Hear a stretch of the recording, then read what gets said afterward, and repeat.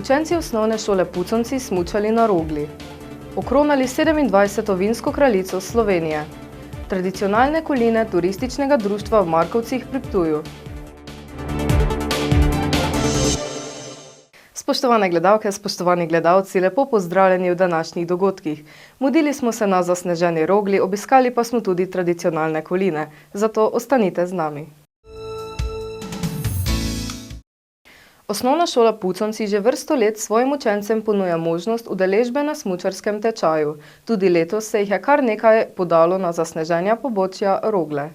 Že 10 let mineva, odkar so se na osnovni šoli Puconci odločili, da bodo za svoje učenke in učence organizirali smučarski tečaj. Dvakrat je potem zaradi korone izostalo, zdaj pa v bistvu letos že 8. smo uspešno izvedli smučarski tečaj, kjer nas veseli, da vsako leto se vsaj polovica tečajnikov je čistih začetnikov in nas res veseli, da vedno nove generacije naučimo smučati.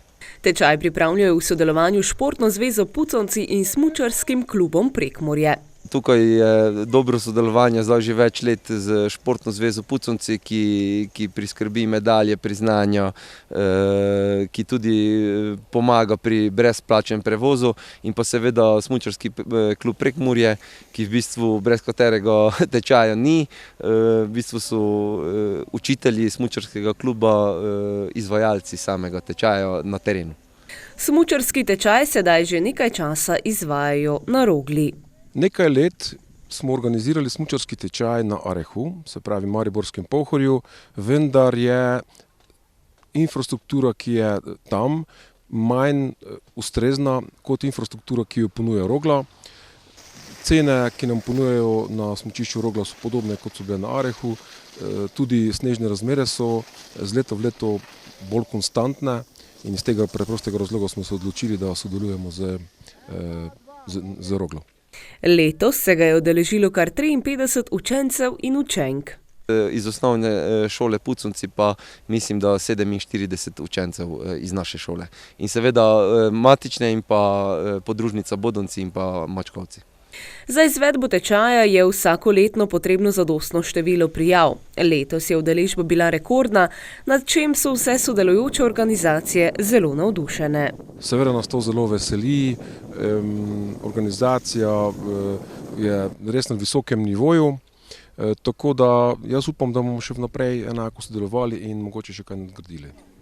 Smučarski klub Prekmurje sicer v osnovi ponuja smučarske tečaje za začetnike. V naših vrstah so seveda tudi vrhunski smučarji, vrhunski smučarski učitelji, ki so sposobni nadgraditi neko nadaljevalno znanje do nekega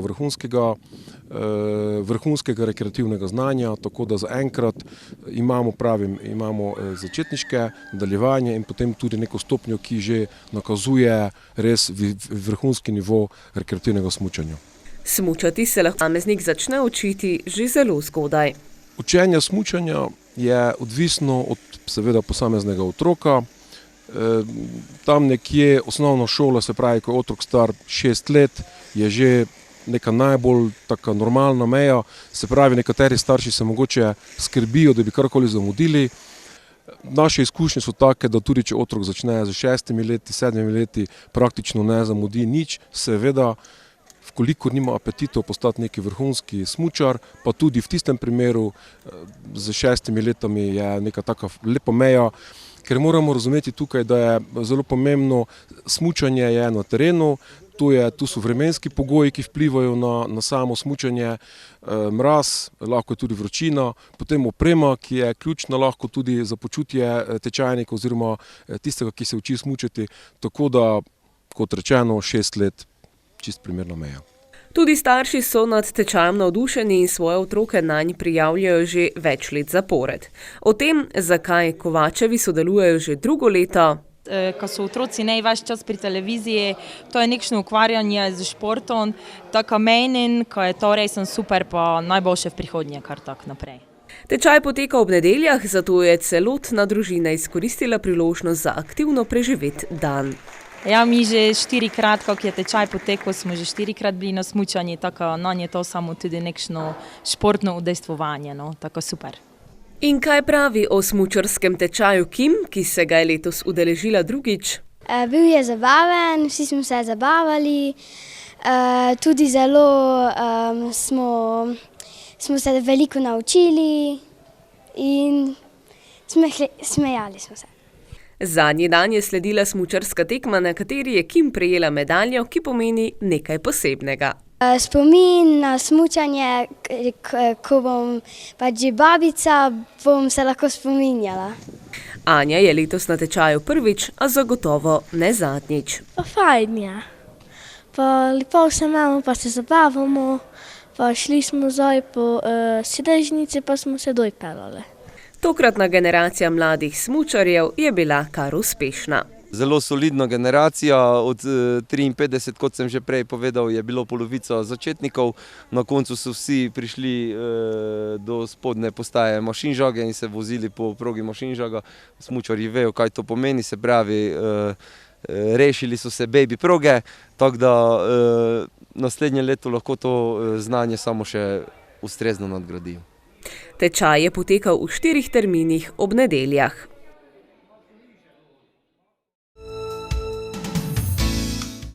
V Radencih so minuli teden okronali 27. vinsko kraljico Slovenije. Krona bo letos domovala na Primorskem pri Ferjančičevih. Z vinsko trto prepleteno krono bo letos s ponosom nosila Sanja Ferjančič iz vinorodne dežele Primorske, natančneje iz planine pri Ajdovščini. Po izobrazbi je diplomirana fizioterapevtka, ki pa jo navdušuje delo v vinogradu. O tem, zakaj se je tudi sama potegovala za vinsko krono, 23-letnica pravi. Imam kar rada izzive in doma na našem domačem posestvu sem zelo rada sprejemala goste, tuje, domače in mi je to predstavljalo neko veselje in se mi je zdelo, da bi lahko to še malo nadgradila.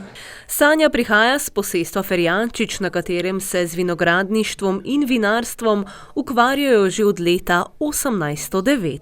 Mi imamo doma približno 10 hektarjev vinogradov in v bistvu že od malih nog sem v bistvu zrasla z vinogradi in to je ostalo v mojem srcu in se mi je zdelo, da je potrebno graditi še naprej na tem, ker je naša kultura, naša tradicija.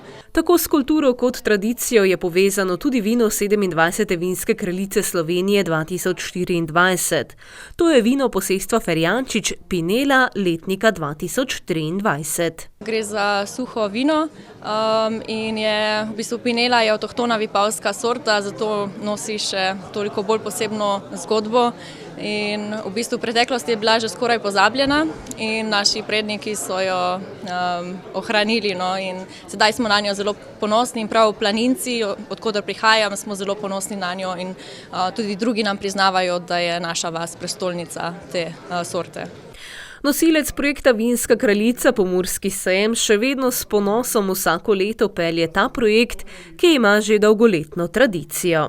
V bistvu je kraljica prisotna na tem slovenskem prostoru že 3 desetletja, kajti dvakrat je mandat kraljica ponovila. Enkrat smo imeli težave z pravno službo, enkrat pa je bila seveda korona. Če bi seveda bilo popravili, bi letos okronali že 29. vinsko kraljico Slovenije.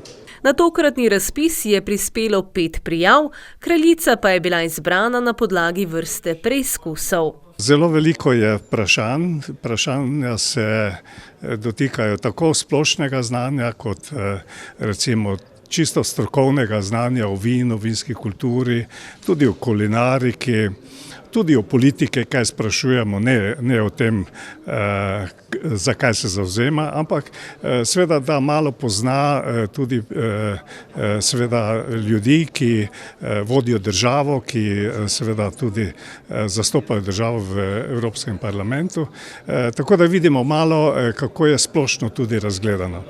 In kaj vse odlikuje aktualno vinsko kraljico Slovenije, Veliko znanja o vinogradništvu in vinarstvu, kajte izhaja iz vinogradniško-vinarske družine, ki je zelo poznana v Vipavski dolini. In seveda mi smo gledali predvsem na to, da bo tudi jutri verjetno naprej sodelovala in seveda se ukvarjala z vinom in vinsko kulturo. Od krone se je ob tem poslovila 26. vinska kraljica Maja Pečarič, ki bo leto vladanja vinski deželi ostalo v lepem spominu. Večinoma lepi trenutki, lepa doživetja, nova spoznanstva, veliko novih prijateljev, pa tudi ljubezen sem srečala. Tako da eno tako polno leto, krasno leto, seveda bo, mislim, da zavedno v mojem srčku. Veliko novega znanja si je pridobila na številnih poteh, ki jih je opravila v svoji vlogi. Kar se mi zdi kultura pitja tudi dviga, kultura poznavanja vin. Se mi zdi, da več in več ljudi se prijavlja na razne tečaje, razne somelije in podobno. In to me zelo veseli, ker Slovenija je le botična vinska dežela z vrhunskimi vini in si zasluži biti cenjena strani nas Slovencev.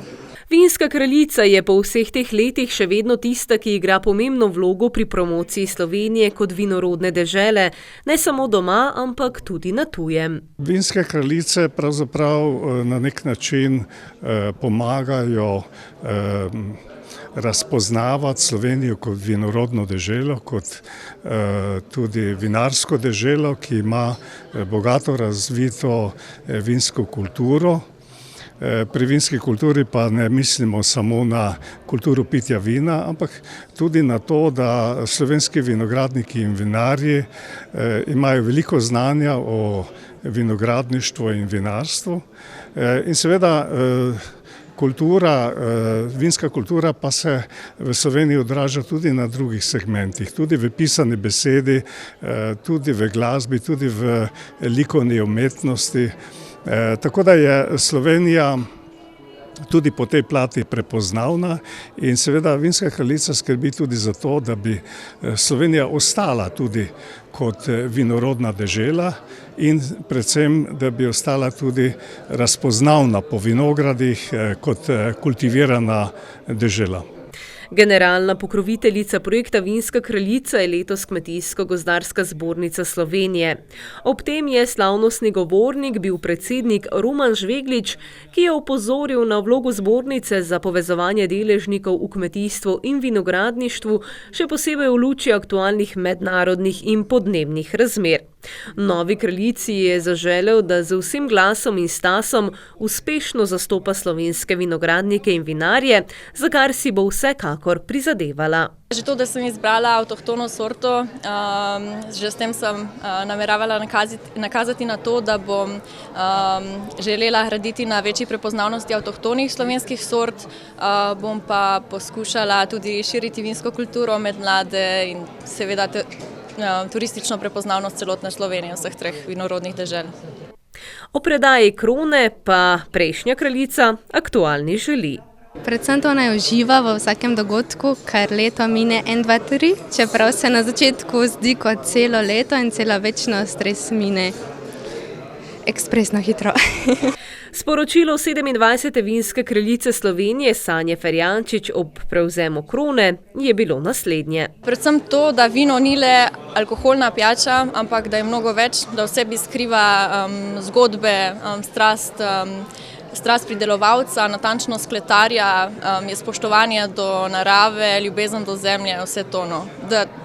Da moramo, ko pijemo vino, pomisliti tudi na vse to in mislim, da tudi to potem pripomore, to znanje pripomore k višji kulturi pitja vina. Tudi letos se je vinska kraljica odpeljala s svojim kraljevim jeklenim konjičkom, katerega pokrovitelj je Avto Rajh. V Markovcih pri Ptuju je turistično društvo letos že 12. po vrsti pripravilo tradicionalne koline. Koline so priložnost za druženje društev iz občine Markovci in klepet ob tradicionalnih jedeh. V Markovcih pri Ptuju je turistično društvo letos že 12. po vrsti pripravilo tradicionalne koline. Koline so priložnost za druženje društev iz občine Markovci in klepet ob tradicionalnih jedeh. Kot so povedali, so koliniti začeli že ob 8. zjutraj. Naš sogovornik je bil Franc Brodnjak, predsednik turističnega društva Markovci, ki je opisal, kako so potekale tradicionalne koline nekoč. V Markovcih so tradicionalne koline take, da so kolinari že jutro včasih ob 4 vstali, šli po svinjo oziroma do štalink, svinjo na klasični, na takrat še, ko danes pravijo, nehuman način ubili. Na to pa se je začelo razpravljanje. Razpravljalo se je tam nekje do enih 2, včasih se to zavleklo tudi do večera. Poleg tega so se pa naredile vse tiste dobrote, ki smo jih pri nas navajeni.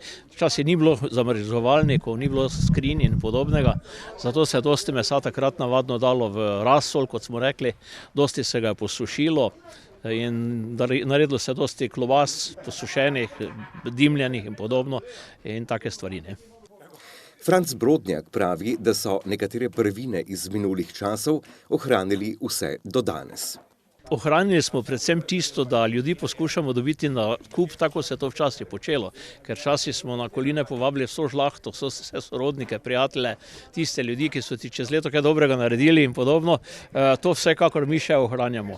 Zdaj nekatere stvari od tega danes ne moremo na taki način več početi, kot smo, tudi sam način uplenitve svinje oziroma umora svinje je malo drugačen, kot je včasih bil, danes to naredimo humano z elektriko in najprej seveda.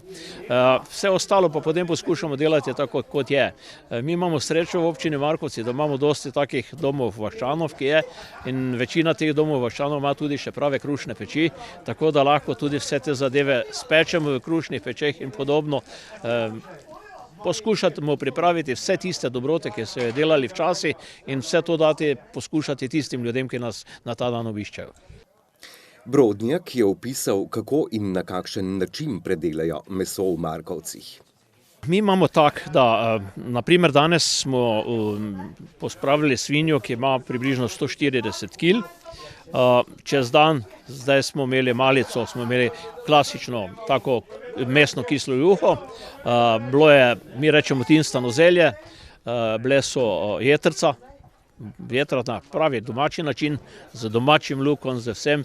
Poudariti moramo, da vse dobrote oziroma vse sestavine, ki jih uporabljamo, probamo uporabljati od lokalnih, tudi svinja je z naše vasi, tako da in vse to probamo nekako na taki način tudi pripraviti. Pripravili smo seveda eno dobro pečenko še zraven, zdaj so začele ženske pripravljati za večerjo, na večerji bo rezančeva župa, svinska, pražen krompir, zelje, solata, pečenica, krvavica, pečeno svinsko meso, gibance in vse ostalo, kar gre zraven. Beseda je tekla še o krvavicah.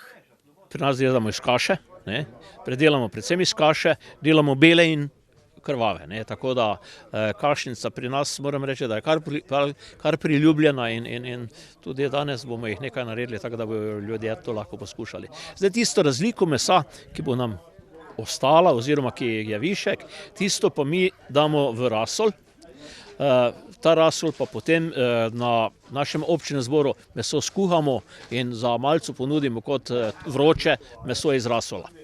Nekoč so uporabili ali bolje spekli tudi kri. Po Brodnjakovih besedah ponekod to še počnejo. Ja, nekje še to delajo. Ja, mi tega danes nismo delali, vsekakor smo kri ujeli za to, da bomo lahko krvavice naredili, same krvi pa nismo pekli. Drugače pa se to tudi pri nas delalo, porabilo se praktično vse včasih, kot smo rekli, od krvi do možganov, vsi deli svinje se praktično razen odpada, tistega strogega odpada se isto ne uporabijo. Tradicionalne koline so tudi dobra priložnost za druženje. Mi pošljemo vabila vsem 40 društvom, ki v naši občini delajo. In jih povabimo, da predstavniki društva se nam oglasijo tako čez dan, čez cel dan poskušamo poskrbeti za to, da vsaki nas obišče tudi dobi malo malce, malo južne, na večerjo pa pač potem povabimo, kot rečeno, vse predstavnike društva. In to je, mislim, taka lepa gesta, naše turistično društvo tudi po funkciji ima nekako eno tako koordinacijsko vlogo med različnimi društvi ob raznih dogodkih, ob raznih prireditvah in podobno. In zaradi tega se spodobi, da take ljudi tudi vsaj enkrat na leto dobimo skupaj, pa da se z njimi pogovorimo o tem, kaj bi lahko še naredili, pa kaj smo že naredili. Ne gre dvomiti, da je bilo druženje v Markovcih pri Ptuju veselo, ter da so se ob druženju zaiskrile ideje, kako bi lahko življenje in delo društev še popestrili. To je bilo za danes vse. Želimo vam lep dan še naprej in se vidimo naslednji teden.